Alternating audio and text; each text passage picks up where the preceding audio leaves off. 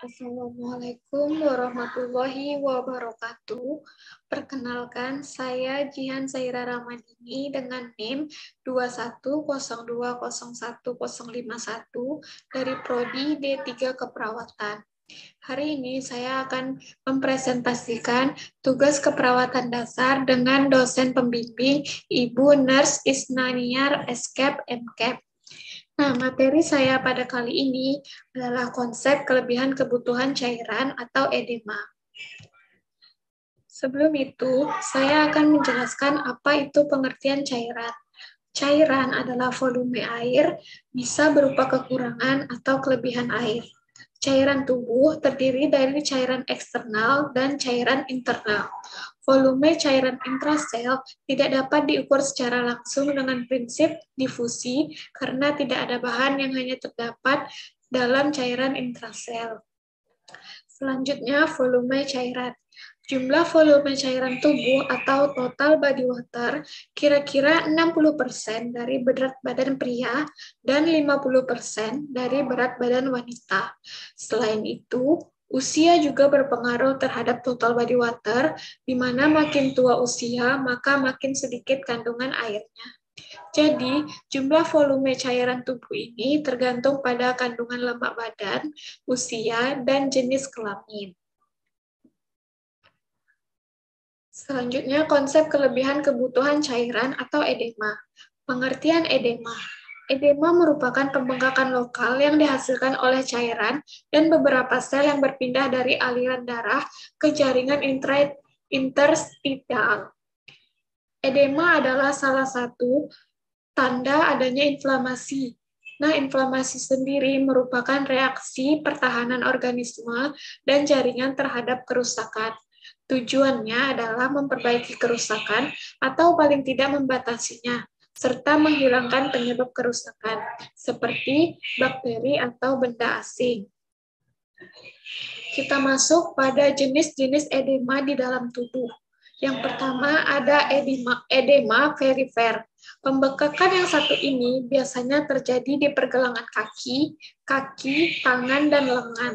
Selain bengkak, edema perifer biasanya membuat seseorang kesulitan untuk menggerakkan bagian tubuh yang bengkak tersebut. Edema perifer biasanya menandai adanya masalah pada sistem peredaran darah, kelenjar getah bening, dan ginjal. Nah, dapat kita lihat pada gambar di bawah ini, apabila pembengkakannya itu kita sentuh atau kita tekan, akan menimbulkan seperti cekungan. Itu tidak mengeras. Kan apabila pembengkakan biasa itu biasanya apabila disentuh akan keras rasanya. Tapi kalau ini tidak mengeras, karena itu adalah penumpukan cairan. Selanjutnya, yang kedua ada edema paru.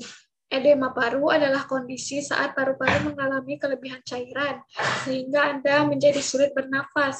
Nah, pada kondisi ini biasanya terjadi akibat penyakit gagal jantung kongesif atau cedera paru akut. Orang yang mengalami edema paru biasanya memiliki detak jantung yang lebih cepat dari biasanya, lemas, dan batuk yang kadang disertai dengan darah. Selanjutnya adalah edema cerebral. Sesuai dengan namanya, edema cerebral terjadi di otak. Kondisi ini muncul karena berbagai pemicu, seperti saat kepala terhantam benda keras, pembuluh darah yang tersumbat atau pecah, memiliki tumor, hingga reaksi alergi.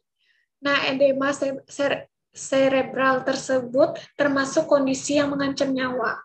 Gejalanya biasanya meliputi sakit kepala, leher kaku atau sakit, hilang ingatan sebagian atau seluruhnya, linglung, mual, muntah, dan pusing. Selanjutnya, edema makula. Edema makula adalah komplikasi serius retinopatik diabetik. Nah, biasa kondisi ini terjadi pada orang yang mengalami diabetes ya. Kondisi ini terjadi karena cairan menumpuk di bagian mata yang disebut makula, tepatnya di tengah retina.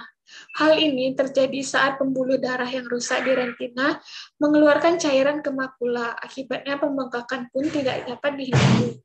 Edema makula biasanya membuat seseorang mengalami gangguan penglihatan, termasuk dalam melihat warna. Nah, jadi pembengkakan itu terjadi di sekitar daerah sini. Selanjutnya, yang kelima adalah edema pedal.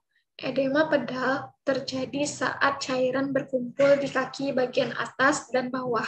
Kondisi ini paling sering menyerang orang yang lebih tua atau hamil. Oleh karena itu, orang yang mengalami edema pedal biasanya sulit bergerak karena kaki seringkali merasa mati rasa. Nah, edema pedal ini sepertinya hampir sama dengan edema perifer. Selanjutnya ada limfedema.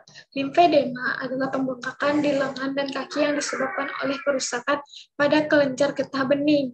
Kerusakan ini paling sering terjadi akibat perawatan kanker, seperti operasi atau radiasi.